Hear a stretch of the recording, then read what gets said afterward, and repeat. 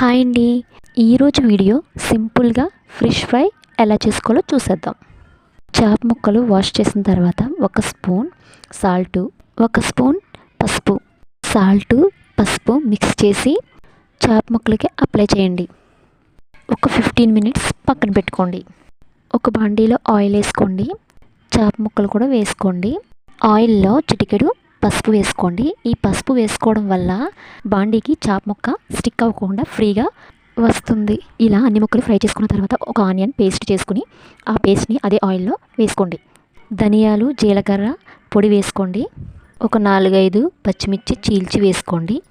కొంచెం సాల్ట్ వేసుకోండి. అలాగే ఒక స్పూన్ అల్లం వెల్లుల్లి పేస్ట్ కూడా వేసుకోండి.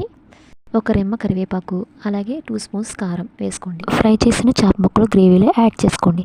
అంతే, ఎంతో టేస్టీగా ఉండే ఫిష్ ఫ్రై రెడీ. ఇలాంటి వీడియోస్ మరెన్నో రావాలంటే నా ఛానల్ సబ్స్క్రైబ్ చేసుకోండి.